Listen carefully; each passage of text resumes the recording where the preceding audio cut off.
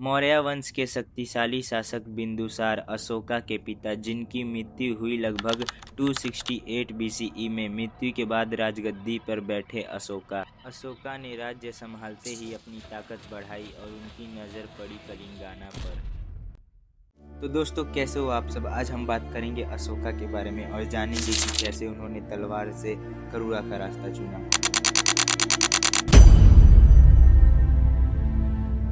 सोचिए, एक सम्राट जो सब कुछ जीत लिया हो, पर जीत के बाद खुशी नहीं, चारों तरफ सिर्फ खामोशी छाई। मौर्य वंश के शक्तिशाली शासक बिंदुसार अशोका के पिता, जिनकी मृत्यु हुई लगभग 268 बीसीई में। मृत्यु के बाद राजगद्दी पर बैठे अशोका ने राज्य संभालते ही अपनी ताकत बढ़ाई और उनकी नज़र पड़ी कलिंगाना पर।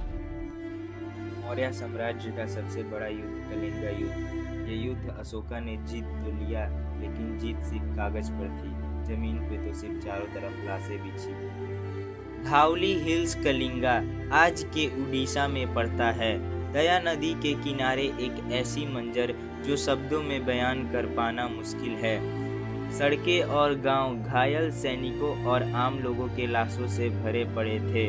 हर तरफ दर्द और सन्नाटा छाया हुआ था। ये युद्ध धौली पहाड़ियों पे लड़ी गई थी। जमीन पे सिर्फ खून था और हवाओं में सिर्फ दर्द, चीख और पुकारें थीं।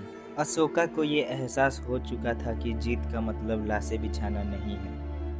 अशोका रॉक 13 में साफ लिखा है कि 1 लाख से ज़्यादा लोग मारे गए और 1.5 लाख लोग बंदी बना लिए गए। यही वो पल था जब अशोका ने सोचा, क्या जीत का असली मतलब सिर्फ तबाही है।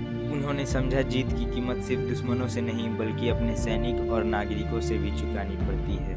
मौत का तांडव होने पे उन्होंने देखा कि वहाँ के लोगों का क्या हाल है, तो उनके भी होश उड़ गए। इसी समझ ने उन्हें हिंसा का त्याग करने पर मजबूर कर दिया।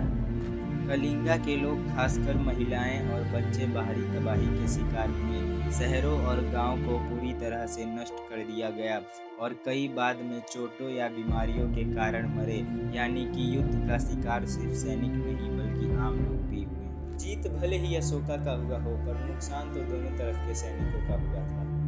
जब अशोका ने देखा सैनिक दर्द से चीख रहे हैं और औरतें अपने पति को छू के विधवाओं की तरह रो रही हैं, और जो सैनिक युद्ध में मारे गए उनके बच्चे अनाथ हो चुके हैं।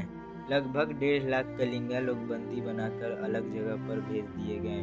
महिलाएं विधवा हो गईं और बच्चे बिन बाप के। सोचो उन पे क्या बीती होगी। इस युद्ध में केवल लोग मारे नहीं गए, बल्कि बंदी भी बना गए। उस समय जो युद्ध के बाद की खामोशी थी, सबसे डरावनी थी। पूरे के पूरे परिवार बर्बाद हो चुके थे। ये सब देख के अशोका का टूटना तो पक्का था। उन्होंने महसूस किया, ये जीत नहीं, पाप है। भले ही उस दिन सम्राट अशोका जीत गए हों, पर इंसानियत की तो हार हो गई। इसी पीड़ा ने अशोका को धर्म का रास्ता दिखाया और दया करुणा का भाव जगाया। अशोका ने युद्ध का त्याग कर दिया और बौद्ध धर्म अपना लिया। उन्होंने ऐलान किया, विजयी अब तलवार से नहीं, दया से होगी। इसी फैसले से मौर्य साम्राज्य में 40 सालों से कोई युद्ध नहीं लड़ी गई। इतिहास में पहली बार एक सम्राट ने माना कि सबसे बड़ी जीत युद्ध जीतना नहीं, बल्कि हिंसा छोड़ना होता है।